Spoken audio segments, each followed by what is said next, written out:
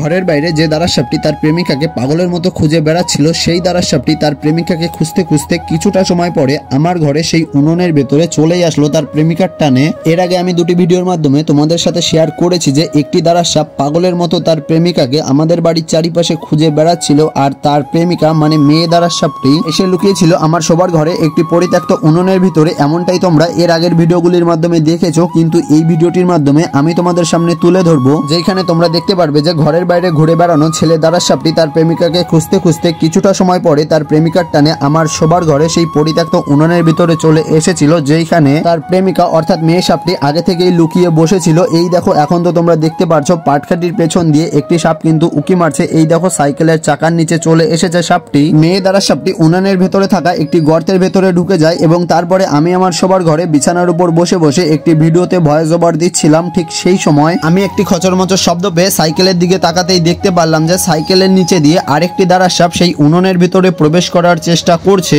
আমি তো খাটের উপরে বসে চুপচাপ সম্পূর্ণ বিষয়টা দেখছিলাম, কিন্তু সাপটি আমাকে দেখার পরে ঘরের বাইরে চলে যাচ্ছিল। সেই কারণে আমি ঘরের থেকে বেরিয়ে গেছিলাম, যাতে সাপটি আমার ভয়ে পালিয়ে না গিয়ে নির্ভয়ে সেই উনুনের ভিতরে তার প্রেমিকার কাছে যেতে পারে। এই দেখো, সাপটি আমি বাইরে বেরিয়ে যাওয়ার পরে উনুনের ভিতরে প্রবেশ করেছিল। ঠিক তারপরে আমি কোনো রকম শব্দ না করে চুপ করে আমার খাটের উপরে উঠে বসে পড়েছিলাম এবং খাটের উপর থেকেই দেখছিলাম যে সাপটি ঠিক উনুনের ভিতরে কি করে। আমার খাটের থেকে কিন্তু খুব বেশি দূরে না উনুনটা, সেই কারণে আমার মনের মধ্যে একটু ভয় ভয় লাগছিল। যদিও এইগুলো সম্পূর্ণরূপে নির্বিষ সাপ, তারপরেও সাপ দুটির আকৃতি যে পরিমাণে লম্বা এবং ঠিক সেই পরিমাণেই মোটা, যেটা দেখার পরে শুধুমাত্র আমি না, সবারই ভয় পাওয়ার কথা। ছেলে দ্বারা সাপটি সম্পূর্ণরূপে গর্তের ভেতরে কেন প্রবেশ করছে না এইটা তো আমি বুঝতে পারছিলাম না, কারণ আগে থেকে কিন্তু মেয়ে দ্বারা সাপটি গর্তের ভেতরেই ছিল। হয়তোবা ওদের মধ্যে কোনো কারণে রাগারাগি হয়েছে, সেই কারণে মেয়ে দ্বারা সাপটি ভেতর থেকে ছেলে দ্বারা সাপটিকে ঘরের ভেতরে প্রবেশ করতে মানা করছিল অথবা ঘরের থেকে বাইরে তাড়িয়ে দিচ্ছিল। সাপ দুটি ঠিক কবে থেকে আমার ঘরের ভেতরে পড়ে থাকা এই পরিত্যক্ত উনুনের ভিতরে তাদের বাসা তৈরি করেছে আমি সঠিক জানতাম না, কিন্তু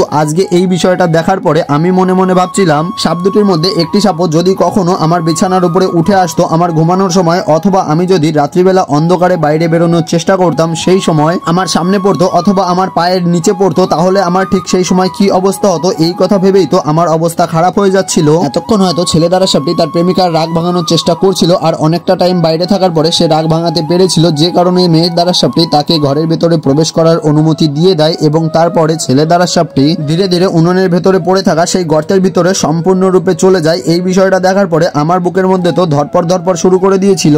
এই বিষয়টি দেখার পরেও তোমাদের মধ্যে যাদের এখনো বিশ্বাস হচ্ছে না যে এই গর্তের মধ্যে দুটি সাপ একসাথে আছে, তারা ভিডিওতে লাইক দিয়ে চ্যানেলটি সাবস্ক্রাইব করে নাও, আর ফেসবুক থেকে দেখলে ফেসবুক পেজটি ফলো করে নাও, কারণ পরবর্তী ভিডিওতে আমি তোমাদের প্রমাণ সহ সবটা দেখিয়ে দেবো।